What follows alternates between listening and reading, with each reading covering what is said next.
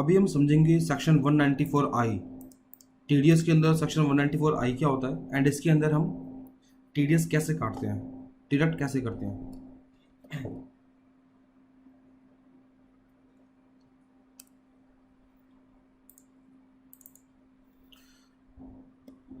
तो होता क्या है, एक सेक्शन है हमारे पास है TDS on rent. TDS on rent का मतलब होता है दोस्तों कि अगर आपकी इनकम रेंट से हो रही है तो भी आपका टीडीएस कटेगा। रेंट से इनकम कैसे होती है आई थिंक बताने की जरूरत नहीं होगी मुझे। यार लोग अपने प्लॉट खरीदते हैं, उस पर घर बनाते हैं, फिर वो घर किराए पे देते हैं, रेंट पे देते हैं, और फिर उनके पास क्या होता है, वो हर मंथ के एडवांस में या फिर मंथ के एंड में उनसे किराया लेते हैं, रेंट लेते हैं। ओके, तो जो लैंडलॉर्ड है उसकी इनकम हो रही है, तो क्या होता है अगर आपकी इनकम रेंट से हो रही है तो आपका टीडीएस भी कटेगा। अब यहां समझना कि रेंट के केस में दो बातें होती हैं। रेंट के केस में एक मिनट,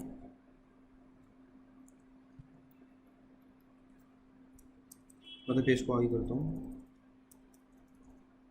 रेंट के केस में गवर्नमेंट ने दो बातें रखी है कि अगर आप रेंट पे प्लांट एंड मशीनरी रखते हो या फिर लैंड एंड बिल्डिंग रखते हो तो दोनों केस में ट्रीटमेंट अलग होती है। ठीक है, देखो कैसे होती है। तो अगर आपके पास रेंट पे दो बातें हो गई, एक हो गई आपकी क्या, लैंड एंड बिल्डिंग, दूसरी क्या, प्लांट एंड मशीनरी। अच्छा दोस्तों, फर्नीचर एंड फिटिंग्स भी इसी में आती है लैंड बिल्डिंग के अंदर ही। फर्नीचर एंड फिटिंग्स भी इसी के अंदर कवर होगी। मतलब क्या, अगर आप कोई ऑफिस, कोई रेंट, कोई घर किराए पे देते हो, या फिर कोई फर्नीचर किराए पे देते हो, या फिर आप कोई प्लांट या मशीनरी किराए पे देते हो, ठीक है, मशीनरी का कुछ भी हो सकती है जिसमें मोटर फिट होती है, इसमें कोई जो भी इलेक्ट्रिकल आइटम होता है, इट कैन बी एसी, आपके प्रोडक्शन मशीन्स, प्रिंटर, लैपटॉप, कुछ भी हो सकता है मशीन आपकी, ठीक है, जो भी आप किराए के लिए यूज़ करते हो। तो क्या होता है अगर आप अपनी मशीन, कोई लैंड या बिल्डिंग, कोई फर्नीचर किराए पे दोगे तो क्या लोगे उससे, आप किराया लोगे, रेंट लोगे। तो अगर आपको किराएदार, यानी अगर आप मान लो आपने कोई चीज़ किराए पे ले रखी है और आप अगर रेंट पे कर रहे हो एक साल में 1,80,000 से ऊपर, ठीक है, अगर आप रेंट पे कर रहे हो, दोनों में लिमिट गाइस बिल्कुल सेम है। अगर आप रेंट पे करोगे एक साल में 1,80,000 से ऊपर तो आपने टीडीएस काटना है। ये आपकी लिमिट जो है दोस्तों वो पर एनम की है, पर एनम, ठीक है। तो आपने टीडीएस काटना है। अब कितना परसेंट काटना है वो यहां बात समझो, इस पे काटना है 10%, अगर रेंट पे ये है तो 2%। बस खाली रेट का अंतर होता है, ठीक है, बाकी सब कुछ सेम होता है। @2%। ओके, तो बहुत ही प्यारा सेक्शन है। सेक्शन क्या आपका, सेक्शन 194I, सेक्शन 194I, आई क्या, किराया आई, ठीक है दोस्तों। तो सेक्शन 194I बोलती है, आई क्या कहता है कि रेंट पे अगर आपने प्लांट एंड मशीनरी या लैंड एंड बिल्डिंग किराए पे दे रखी है तो आपका टीडीएस काटना कंपलसरी है। अगर आप रेंट पे करोगे 1,80,000 से ऊपर तो, अगर आपने रेंट पे लैंड या बिल्डिंग ले रखी है तो आप टीडीएस काटोगे 10%, अगर आपने रेंट पे कोई मशीनरी ले रखी है तो टीडीएस काटोगे 2%। फर्नीचर एंड फिटिंग्स हमारा लैंड एंड बिल्डिंग के अंदर ही आता है, इस पर भी हमारा 10% ही करता है। ओके, ठीक है, ये सेक्शन यहाँ पे खत्म हो गया। मान लो दोस्तों मैं रेंट पे कर रहा हूं, मैंने एक घर किराए पे लिया और उसका रेंट पे कर रहा हूं 20,000 रुपये पर मंथ, 20,000 रुपये पर मंथ। फर्स्ट मंथ आ गया, मैं ये अमाउंट देने जा रहा हूं लैंडलॉर्ड को, ऑब्वियसली बात है मकान मालिक को किराया दूंगा। तो अब मेरा कंसर्न यहाँ पे ये है आप सबसे कि क्या मैं इस 20,000 के ऊपर टीडीएस काटूं या पूरा पूरा पे कर दूं। अगर मैं देखने जाऊं तो लिमिट हमारे पास 1,80,000 की है पर एनम, ठीक है, और मैं पे करने जा रहा हूं 20,000 पर मंथ, तो क्या टीडीएस काटूं। अगर हम सिंपली देखें तो माइंड में ये बातें आएंगी कि सर 1,80,000 से 20,000 तो बहुत छोटा है, नहीं काटेंगे, जब इससे ऊपर देंगे रेंट तो काटेंगे। पर दोस्तों ये पर एनम की लिमिट है और मैंने यहाँ लिमिट पर मंथ की लिखी है, ठीक है। अगर मैं इसको पर मंथ निकाल दूं तो डिवाइड कर देना 12 से, कितना आएगा 15,000 रुपये, ठीक है, ये भी 15,000 रुपये आएगा। यानी इसकी मंथ की लिमिट कैसे निकालोगे, 1,80,000 डिवाइड 12 कर दो तो ये मंथ की लिमिट आ गई 15,000। तो कहने का मतलब क्या है यहाँ पे, अगर आप रेंट पे करोगे एक साल में 1,80,000 से ऊपर या फिर महीने का 15,000 से ऊपर तो टीडीएस काटना कंपलसरी 10% या 2%, जो भी आपने किराए पे ले रखा हो उसके अकॉर्डिंग, ठीक है। तो क्या मैं यहाँ पे टीडीएस काटूं, बिल्कुल काटूंगा, क्योंकि मैं रेंट पे जो पे कर रहा हूँ मंथली कर रहा हूँ 20,000। अगर मैं साल का करूँ तो ये हो जाएगा 20,000 इंटू 12 2,40,000, जो कि हमारी इस थ्रेशोल्ड लिमिट से ऊपर हो जाएगी, ठीक है। तो हम क्या करेंगे, हम इस पूरे 20,000 पे टीडीएस काट देंगे। मैंने आपको पहले भी बताया था कि टीडीएस जो कटता है वो हमारे पूरे अमाउंट पे कटता है, अगर लिमिट क्रॉस हो गई तो पूरे पे कटेगा। तो 20,000 का 10%, मान लो मैंने कोई ऑफिस बिल्डिंग किराए पे ले रखा है तो कितना होगा दोस्तों 2,000 रुपये, तो क्या होगा 18,000 रुपये हमारा रेंट होगा और 2,000 रुपये हमारा टीडीएस होगा। सिंपल है। तो ये अमाउंट मैं किसको पे कर दूंगा, ये अमाउंट पे कर दूंगा मैं ऑनर को, लैंडलॉर्ड को, और ये अमाउंट मैं गवर्नमेंट को पे कर दूंगा टीडीएस, ठीक है।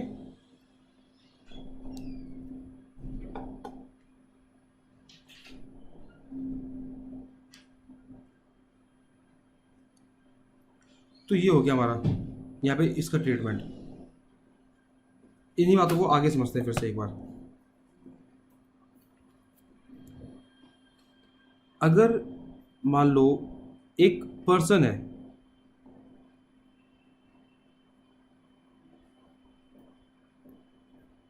थोड़ी नाक टेढ़ी बन गई इसकी, ठीक है। अगर मान लो मैं इससे कोई मशीन किराए पे लेने गया, एक मशीन की कॉस्ट है मान लो समथिंग 2-3 करोड़ रुपए, तो मैं उस मशीन को परचेज नहीं कर सकता, अफोर्ड नहीं कर सकता मान लो, तो मैंने उसको रेंट पे ले लिया। तो मैंने इन भाई साहब से कहा कि सर ये मशीन मुझे किराए पे दे दो, तो इन्होंने कहा जी किराया लूंगा मैं आपसे 10,000 रुपये महीना, ठीक है। तो मैंने कहा सर मशीन तो दे रहे हो, तो आपके यहाँ मशीन ऑलरेडी इंस्टॉल्ड है, तो ऐसा करो मुझे आपसे आप ये लैंड भी दे दो, ये फैक्ट्री भी दे दो मान लो, जहाँ पे मशीन आपकी रखी हुई है। तो ये मशीन लेने के बाद आपकी फैक्ट्री खाली हो जाएगी, फिर आप फैक्ट्री किसी और को किराए पे दोगे। इससे बेस्ट है ये मशीन के साथ मुझे फैक्ट्री भी किराए पे दे दो, मैं प्रोडक्शन ही चालू कर लूँगा। तो मैंने इसी पर्सन से मशीन ले ली, इसी पर्सन से सेम पर्सन से फैक्ट्री भी किराए पे ले ली। इसने कहा जी फैक्ट्री का किराया लूँगा मैं आपसे 12,000 रुपये महीना, ठीक है। तो इसमें क्या हो गया कि जी जो मशीन था वो 10,000 का है पर मंथ, और फैक्ट्री भी 10-12,000 हमारा पर मंथ है। तो इसमें क्या होगा, अगर हम चेक करें इसको तो इंटू 12 करके इसकी लिमिट चेक करते हैं एक बार, तो इसका हो जाएगा 1,20,000 और इसका 1,44,000, ये हमारे साल की लिमिट आ गई। अब माय पॉइंट ऑफ व्यू, क्या हम टीडीएस काटे इसके ऊपर? तो दोस्तों देखो मशीन के ऊपर लिमिट क्या थी 1,80,000, फैक्ट्री के ऊपर 1,80,000, दोनों की लिमिट ऊपर नहीं है, तो हम टीडीएस नहीं काटेंगे। ऐसा होता था, हम टीडीएस पहले नहीं काटते थे, बट सुप्रीम कोर्ट की जजमेंट आई थी इसके ऊपर कि अगर सोर्स एक है, यानी आपको देने वाला पर्सन एक है, ठीक है, आप उसी से मशीन ले रहे हो, उसी से फैक्ट्री ले रहे हो, तो अगर आप इनका टीडीएस इनको देखो कट रहा है नहीं कट रहा, अगर नहीं कट रहा तो इसके अमाउंट को ऐड कर दो,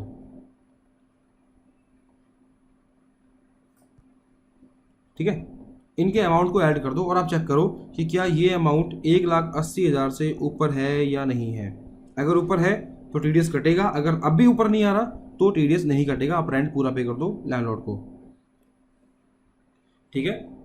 यानी कि अगर आपने मशीन का चेक किया आपने कि 15,000 से नीचे है, ये भी 15 से नीचे है, टीडीएस नहीं काटेंगे, बट अगर सोर्स एक है तो हम इन दोनों को ऐड करेंगे, ठीक है, जैसे कि मैंने ऐड कर दिया। तो ये फिगर 1,80,000 से ऊपर आ गई तो हम टीडीएस काटेंगे।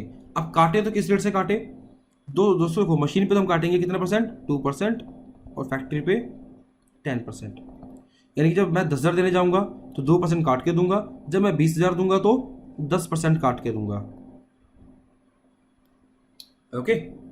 तो यानी काटना तो हमें इंडिविजुअली है, मशीन का अलग काटेंगे, फैक्ट्री का अलग काटेंगे, बट लिमिट चेक करने के लिए हम उनको क्लब कर सकते हैं, हम उनको ऐड करेंगे लिमिट चेक करने के लिए, ओके गाइस। तो ये केस पे आपको आई थिंक क्लियर होगा। अच्छा, ऐसा मानो कि एक प्रॉपर्टी के दो ऑनर है, होता है ऑब्वियस ये, ठीक है। आपने वो प्रॉपर्टी रेंट पे ले ली, ठीक है। तो क्या अब मान लो आप 20,000 रुपये किराया पे करने जा रहे हो, तो क्या टीडीएस काटेंगे? तो इसका क्या होगा गाइस, इनकी जो लिमिट है ना वो इंडिविजुअल लिमिट हो जाएगी आप, यानी 180 इसकी हो जाएगी, 180 लिमिट इसकी हो जाएगी, यानी कि सेपरेट लिमिट अलाउ हो जाती है दोनों को। अगर एक प्रॉपर्टी के दो मालिक हैं तो आप जब इसका देखोगे तो 180 से इसको भी लिमिट मिल जाएगी और 180 की लिमिट इसको भी मिल जाएगी, यानी कि 360। ओके, तो 360 के बाद ही टीडीएस काटोगे इनका, in case of two owner in a single property.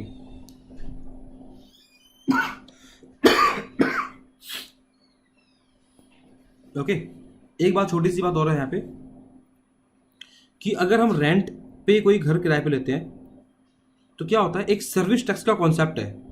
Service tax भी लगता है रेंट के ऊपर।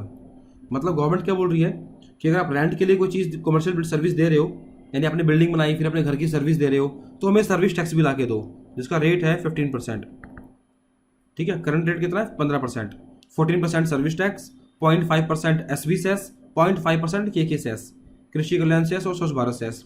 ये टॉपिक आप मेरा वहाँ देखना सर्विस टैक्स के अंदर। यहाँ थोड़ा सा आपको आइडिया दे रहा हूँ मैं।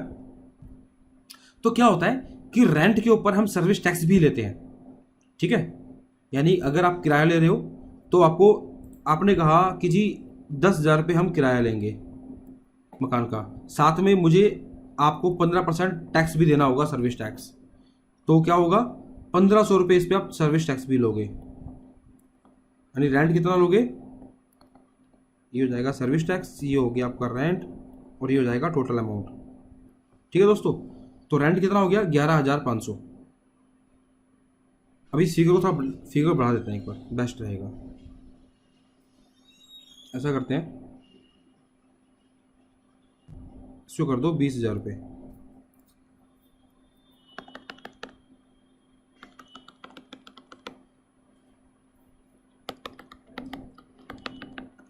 देखो दोस्तों, मान लो 20,000 रुपये किराया था, अब इसका मैं निकालूंगा 15% सर्विस टैक्स, कितना हो जाएगा? 3,000 रुपये।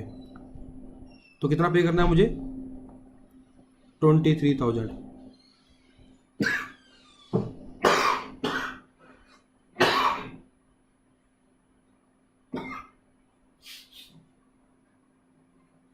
ओके, तो रेंट हमारा 20,000 रुपये है, हम साथ में सर्विस टैक्स भी लेंगे जो कि 15% होता है। तो 20,000 का 15% 3,000 रुपये, तो 23,000 हम क्या लेंगे, अमाउंट लेंगे पूरा विद सर्विस टैक्स। नाउ मेरा कंसर्न क्या है यहाँ पे, टीडीएस का, कि जो मैं टीडीएस काटूं वो किस पे काटूं। मैं टीडीएस काटूं 23 पे, ठीक है, यानी टोटल बिल के अमाउंट पे, या फिर ओनली रेंट अमाउंट पे। तो दोस्तों पहले क्या था, पहले हम टोटल अमाउंट पे ही काटते थे। अगेन सुप्रीम कोर्ट की जजमेंट इस पे भी आई थी कि आपने जो टीडीएस काटना है वो ओनली रेंट पे काटना है, ना कि सर्विस टैक्स पे। यानी कि आपने टीडीएस जब काटोगे आप जब टीडीएस काटोगे तो उसमें से सर्विस टैक्स एक्सक्लूड करोगे, ठीक है दोस्तों। यानी हम जो टीडीएस काटते हैं वो ओनली रेंट पे काटते हैं, सर्विस टैक्स इसमें इंक्लूड नहीं करते।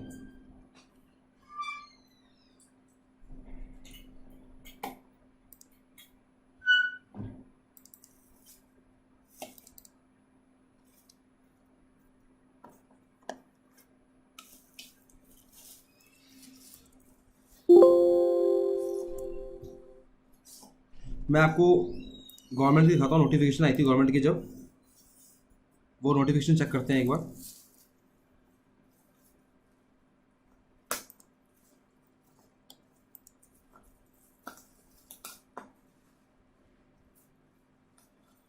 तो ये देखो, तो क्या था, the CBDT central board of direct tax had issued circular number 4 2008 dated इतना, clarifying that tax is to be deducted at source under section 194I on the amount of rent paid payable without including service tax component। मतलब क्या है, कि service tax की component को, service tax को अपने rent के टीडीएस काटने में इंक्लूड नहीं करना, ठीक है, विदाउट इंक्लूडिंग। क्लियर है? रेंट का सेक्शन क्लियर हो गया आपको दोस्तों कि 1,80,000 से ऊपर का किराया दोगे तो आप टीडीएस काटोगे 2% या फिर 10%। आपने चेक करना है किसके अकॉर्डिंग काटना है आपने, ठीक है। यहाँ पे थोड़ा सा plant and machinery 2% and land and building 10%।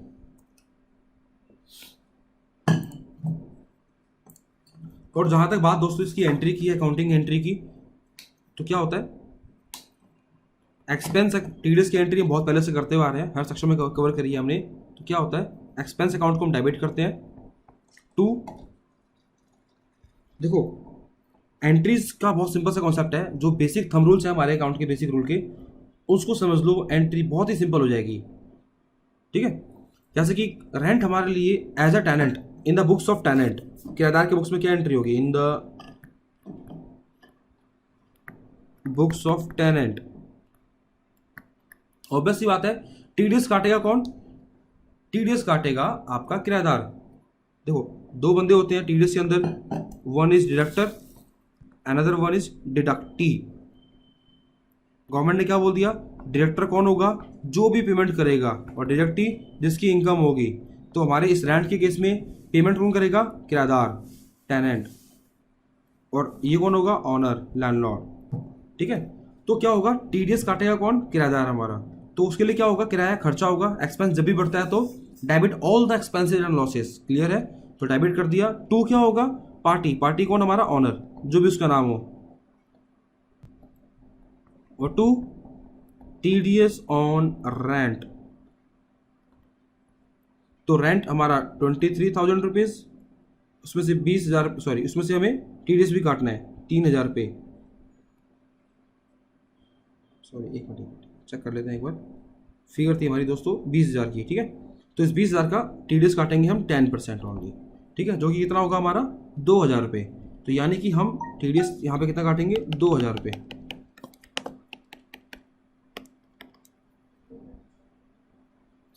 ठीक है। तो यहाँ पे क्या करेंगे, हम सिर्फ 2,000 रुपये टीडीएस काटेंगे, और फिर कितना बच गया, 21,000 रुपये, वो किसको दे देंगे, लैंडलॉर्ड को, ठीक है। तो रेंट हमारा 23,000 रुपीज़, ऑनर को कितना पे करना है हमें, 21,000 रुपये, 2,000 रुपये टीडीएस काट दिया। रेंट मैंने डेबिट क्यों किया, क्योंकि रेंट मेरे लिए एक्सपेंस है, एक्सपेंस बढ़ता है तो डेबिट होता है। इसको मैंने क्रेडिट क्यों किया, ऑनर को, क्योंकि ये मेरे लिए क्रेडिटर है, भाई पैसा देना है, क्रेडिटर हमारी लाइबिलिटी होती है, लाइबिलिटी जब बढ़ती है तो क्रेडिट। सेम सर ये भी हमारी लाइबिलिटी है, क्योंकि ये पैसा मुझे गवर्नमेंट को जमा करना है, बढ़ती है तो क्रेडिट, ठीक है दोस्तों। तो इस तरीके से हम बुक कीपिंग कर सकते हैं इस एंट्रीज की। अच्छा, दो बातें और समझो यहाँ पे, कि जो आपका पेयर होगा उसको 10 नंबर अप्लाई करना पड़ता है। पता होगा कि डायरेक्टर के लिए 10 नंबर का होना कंपलसरी है, ठीक है। साथ में डायरेक्टर क्या करता है, डायरेक्टर को पैन नंबर चाहिए, किसका, डिडक्टी का,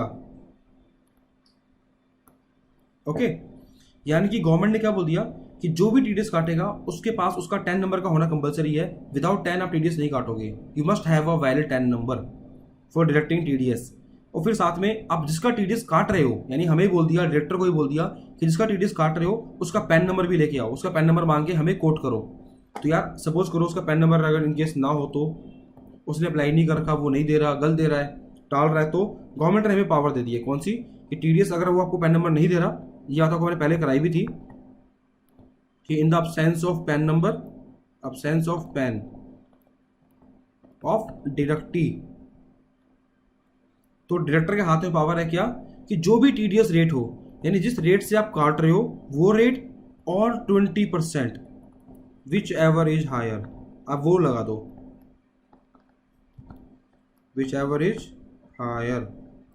मान लो टीडीएस काट रहा हूँ रेंट के ऊपर मैं 10% उसका लैंडलॉर्ड का, वो मुझे अपना पैन नंबर नहीं दे रहा, तो मैं क्या कर दूंगा, 10 और 20 whichever is higher, 20% is higher, तो मैं 20 काट दूंगा, ठीक है। मान लो मैंने रेंट पे ले रखा है क्या, मशीनरी, 2% काटना था, वो मुझे अपना पैन नंबर नहीं दे रहा, तो मैं क्या कर दूंगा, 2 और 20%, यानी टीडीएस रेट और 20%, whichever is higher, 20 is higher, तो मैं 20 काट दूंगा, ठीक है दोस्तों। तो मोस्टली केस में 20% ही आपको हायर मिलेगा, बट कुछ कुछ केस में क्या होता है, टीडीएस का रेट हमारा 30% भी होता है।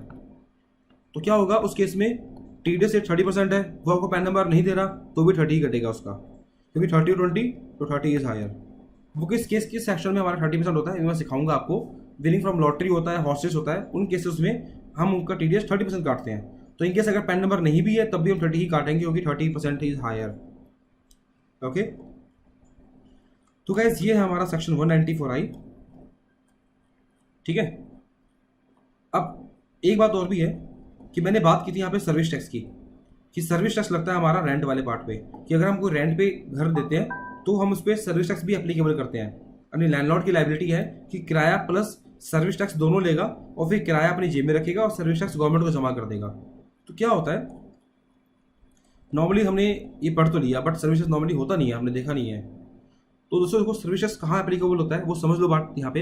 वैसे ये पॉइंट आई थिंक आपको सर्विस टैक्स में क्लियर होगा, बट जैसे कि यहाँ पे टॉपिक उठ गया है इसका, तो समझते हैं। अगर आपने घर जो बनाया है वो रेजिडेंस हाउस है, ठीक है, और आप उसका पर्पस भी क्या है, रेजिडेंस के लिए यूज कर रहे हो, यानी आपने कोई रहने के लिए घर बनाया और आपने किराए पे जो दिया वो रहने के लिए ही दिया, तो इस वाले पार्ट पे सर्विस टैक्स एप्लीकेबल नहीं होता। ये पार्ट हमारा एग्जेम्प्ट होता है। ठीक है, एग्जेम्प्ट है हमारा किससे, सर्विस टैक्स से। यानी कि जहां पे 2 आर आ जाएंगे, आर और आर, आपने रेजिडेंस हाउस बनाया और आप रेजिडेंस ड्वेलिंग के लिए उसका यूज कर रहे हो, यानी रहने के लिए उसका यूज कर रहे हो, तो उस पर सर्विस टैक्स एप्लीकेबल नहीं होता। इसके अलावा दोस्तों आप कोई भी कॉम्बिनेशन पिक कर लो, जैसे कि मैंने रेजिडेंस हाउस बनाया बट यूज करवा रहा हूं कमर्शियल के लिए, उसमें किसी ने ऑफिस खोल लिया, तो क्या होगा, सर्विस टैक्स एप्लीकेबल हो जाएगा। कमर्शियल बिल्डिंग है, उसमें यूज कर दिया मैंने रेजिडेंस के लिए, तो भी सर्विस टैक्स एप्लीकेबल हो जाएगा। ठीक है, जहां पे 2 आर आते हैं, रेजिडेंस फॉर रेजिडेंस ड्वेलिंग, तो यहाँ पे सर्विस टैक्स एप्लीकेबल नहीं होता, बाकी हर केस में एप्लीकेबल होगा। ठीक है, तो हम सर्विस टैक्स इस वाले केस में बात करेंगे कि अगर आप इसका किराया 15,000 से ऊपर ले रहे हो पर मंथ, तो टीडीएस काटोगे, साथ में सर्विस टैक्स भी लोगे। ठीक है, तो यहाँ पे 2 बातें होंगी, इसका पिक्चर क्लियर कर लेते हैं। एक तो बंदा है हमारा यहाँ पे टेनेंट, एक है हमारा ऑनर। ठीक है दोस्तों, तो ये 20,000 रुपये पे ऑनर क्या करेगा, इसको बोलेगा भाई 15% जो है ना तो मुझे सर्विस टैक्स भी देगा, तो कितना हो जाएगा 23,000 रुपीज़। ठीक है दोस्तों, फिर ये क्या करेगा कि ये इस अमाउंट पे रेंट पे ये 2,000 रुपये टीडीएस भी काटेगा, क्योंकि इसकी लायबिलिटी है टीडीएस काटने की। ठीक है, और सर्विस टैक्स कौन लेता है, सर्विस प्रोवाइडर। सर्विस टैक्स जो लेगा, सर्विस टैक्स जो लेता है वो लेता है सर्विस प्रोवाइडर। तो सर्विस प्रोवाइडर कौन है, ऑनर। तो ये टैक्स लेने की लायबिलिटी किसकी है, इसकी। ठीक है दोस्तों, तो ये ऑनर क्या करेगा, ऑनर जो है ये 3,000 रुपये ये जमा करेगा गवर्नमेंट के पास, और यहाँ पे टेनेंट क्या करेगा, ये 2,000 रुपये टेनेंट जमा करेगा गवर्नमेंट के पास। ठीक है, तो पिक्चर ऐसे होती है कुछ हमारी, यानी इस गवर्नमेंट ने लायबिलिटी यहाँ पे डिस्ट्रीब्यूट कर रखी है दोस्तों। ठीक है, तो आई थिंक पिक्चर पूरी क्लियर होगी आपको 194I के अंदर। अगर कोई भी डाउट्स है दोस्तों, इसकी एंट्री पास करना टैली के अंदर बहुत सिंपल है, वैसे मेरी अगली वीडियो में इसकी एंट्री भी आएंगी। ठीक है, तो आपको इस रिलेटेड सेक्शन से रिलेटेड कोई भी केस आपकी रियल लाइफ में है जो आपको समझ नहीं आ रहा, ठीक है, तो आप मुझे बताओ, मुझसे डिस्कस करो, कमेंट्स में डालो यूट्यूब पे। ठीक है, तो मैं उसका आंसर आपको कर दूंगा, या दोस्तों मुझे मेल भी कर सकते हो। अगर आपको मेरी वीडियो पसंद आई दोस्तों तो मेरी वीडियोस को सब्सक्राइब करो, लाइक एंड कमेंट डालना मत भूलना। Thanks for the watching videos guys.